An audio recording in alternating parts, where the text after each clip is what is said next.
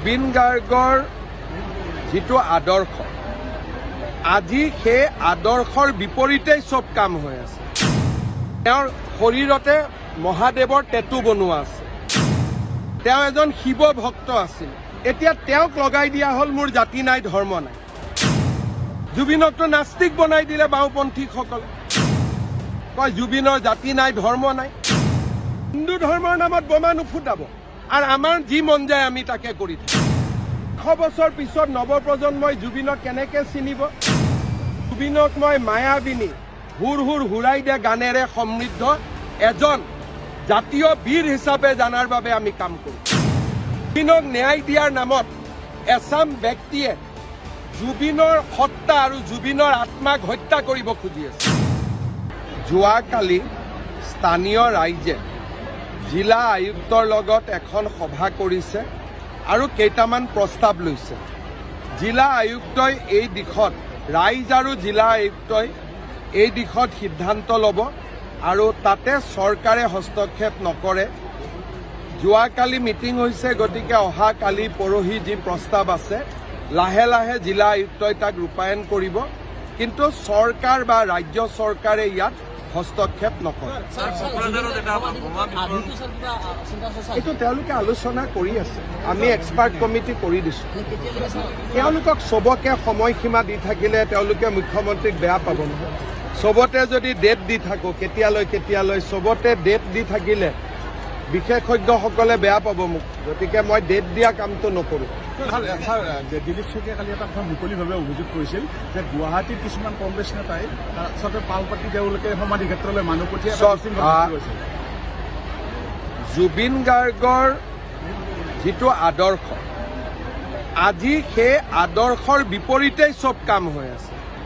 জুবিন গাৰ্গে তেওঁৰ শৰীৰতে মহাদেৱৰ টেটু বনোৱা আছে। তেওঁ এজন শিৱ ভক্ত আছিল। এতিয়া তেওঁক লগাই দিয়া হল মোৰ জাতি নাই ধৰ্ম নাই। মোৰ জাতি নাই ধৰ্ম নাইটো কাঞ্চনজংঘা চিনেমাৰ এটা ডাইলগ, কিন্তু জুবিন গাৰ্গে এজন আমাতকৈ ডাঙৰ শিৱ ভক্ত আছিল। তেওঁৰ ইয়াত চাব শিৱৰ ডাঙৰ টেটু। ৰীতা চৌধুৰীৰ লগত সাক্ষাৎকাৰত চাব তেওঁ বুজাইছিল তেওঁ কিমান শিৱ পূজা কৰে। আৰু মোৰ লগত বহুত ফটো আছে য'ত জুবিনে মন্দিৰত পূজা কৰে। জুবিনকটো নাস্তিক বনাই দিলে বাওপন্থীসকলে। যি জুবিন নাছিল সেইটো জুবিন বনাব চেষ্টা কৰি থকা হৈছে। সেইকাৰণে বিজেপিয়ে ৰাজপথত নামিছে যাতে প্ৰকৃত জুবিনজন হেৰাই নাযায়। হুৰ হুৰ হুৰাই দিয়া গান কোনে গাইছিল?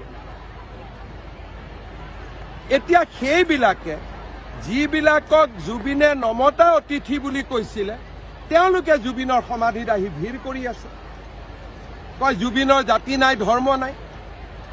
জুবিনৰ শ্ৰাদ্ধ 13 দিনীয়া 11 দিনীয়া সম্পূৰ্ণ হিন্দু নিয়মমতে হৈছে নে নাই?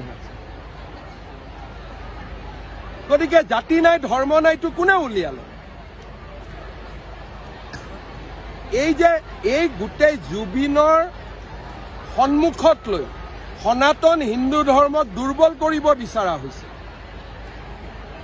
গতিকে এই কথাবিলাক আমি একমাহ নোযোৱাৰ কাৰণে কোৱা নাছিলো। এতিয়া আমি সকলোকে বিতৰ্কলৈ মাতিছো যে আমাক দেখুৱাই দিয়ক জুবিনৰ ধৰ্ম নাছিল বুলি, জুবিনৰ জাতি নাছিল বুলি। কাঞ্চনজংঘা চিনেমাৰ এটা ডাইলগ, তাক কিমান অপব্যৱহাৰ কৰি আছে বাওপন্থীসকলে আপোনালোকে চিন্তা কৰক। কয় আজি আপোনালোকে কৈ আছে যে বোমা কিয় মানুহে ফুটালে? কালি প্ৰেছ ক্লাবৰ ইলেকশ্যনৰ পিছত কিয় বোমা ফুটালে সাংবাদিকসকলে? দেৱালীত ৰাইজে বোমা ফুটালে সমালোচনা কৰিলে। কালি প্ৰেছ ক্লাবৰ ইলেকশ্যনৰ পিছত একেবিলাক সাংবাদিকে বোমা ফুটাই দিলে। তাৰমানে হিন্দু ধৰ্মৰ নামত বোমা নুফুটাব আৰু আমাৰ যি মন যায় আমি তাকে কৰি থাকিম। ৰাজনীতি নহয়।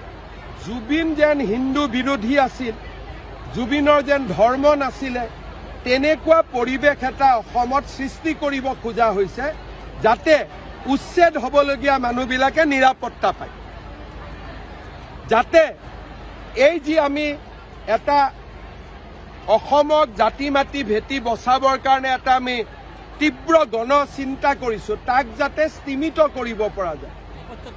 নেপথ্যত বাওঁপন্থীসকল, অখিল গগৈ এইবিলাকে আছে, কংগ্ৰেছ। ক'ৰবাত এনেকুৱা নিয়ম দেখিছে নেকি যে সমাধিত গ'লো সাফৰেদি খুলি আমি তাতে মদ ঢালি দিলোঁ? এইটো আত্মা ভগৱানৰ অংশ হয়। কি জুবিনক অসমীয়া জাতিয়ে কি মদেদি পূজা কৰিব নেকি?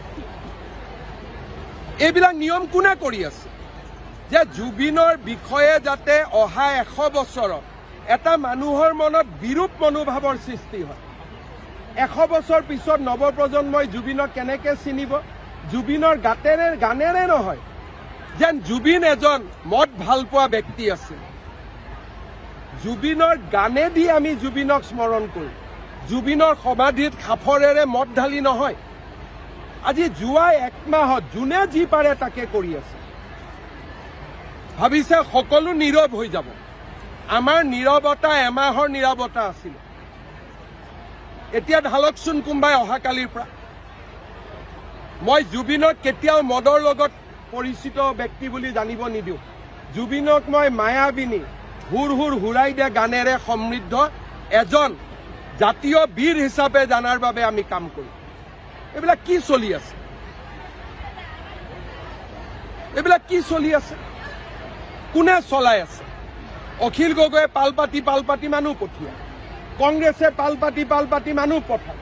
প্ৰচেষ্টা হ'ল যে জুবিনক এজন যেন তেওঁ মদৰ বাবে মদক বাদ দি একোৱেই নাজানিছিল তেনেকুৱা ব্যক্তি হিচাপে প্ৰতিষ্ঠা কৰা। এইটো ভুল নকৰিব। জুবিনে মদ নাখাইছিল, খাইছিল যদিও কিবা দুখত খাব পাৰিব, কিবা কাৰণত খাব। আৰু মদ নোখোৱা জুবিনজনক মই লগ পাইছোঁ। এইটো কোনেও এনেকুৱা ধাৰণা নিদিব যে জুবিনে 24 ঘণ্টাই মদ খাই আছিল। ভুল কথা হৈ আছে। জুবিনক অপমান কৰি থকা হৈছে। জুবিনক ন্যায় দিয়াৰ নামত এচাম ব্যক্তিয়ে জুবিনৰ সত্তা আৰু জুবিনৰ আত্মাক হত্যা কৰিব খুজি আছে। মদৰ সাফৰেদি মদ ঢালি দিয়া এইটো কি অসমীয়া সংস্কৃতি নেকি? এইবিলাকৰ এইটোতো কোনো সংস্কৃতি হ'ব নোৱাৰে। চাধাৰ টেমা দিয়া এইটো কি সংস্কৃতি নেকি? সি ভাল পাইছিলে, আমি জুইৰ লগত ঘৰৰ মানুহে তাক উৎসৰ্গা কৰি দিলে, অগ্নিত তাক দি দিলে। অগ্নিয়ে তাৰ কাপোৰযোৰ লৈ ল'লে, অগ্নিয়ে তাৰ শৰীৰ লৈ ল'লে, অগ্নিয়ে যাক যাক ল'ব লাগে ঘৰৰ মানুহে চিন্তা কৰিছিল, দিলে, প্ৰজ্বলিত হৈ গুচি গ'ল। এতিয়া জুবিনক আমি গানেৰে সংস্কৃতিৰে আমি জীয়াই ৰাখিব লাগিব, উন্মাদনাৰে নহয়। আৰু উন্মাদনাক বিজেপি চৰকাৰে কেতিয়াও স্বীকাৰ নকৰে। উন্মাদনা দি আমাক এক কদম কোনেও হিলাব নোৱাৰে। কোনোবাই ভাবিছে যদি উন্মাদনাত চৰকাৰে শিৰ নত কৰিব, এইটো অখিল গগৈয়ে ভুল ভাবি আছে। যিদিনাখনলৈকে হিমন্ত বিশ্ব শৰ্মাই অসমত মুখ্যমন্ত্ৰী হৈ আছে, উন্মাদনাৰ ওচৰত আমি নতি স্বীকাৰ নকৰোঁ। এইটো একদম নিশ্চিত হৈ থাকে। সকলোৱে চিনেমা ৰাইজে চাব, চৰকাৰে কৰিব নালাগে, আপোনালোকে কৰিব, আমি কৰিম। ব্যক্তিগত হিচাপে মই চাম, আপুনি চাব। জুবিনক চৰকাৰী ব্যক্তি নবনাব, জুবিনক ৰাইজৰ ব্যক্তি কৰি ৰাখক। হ'ব।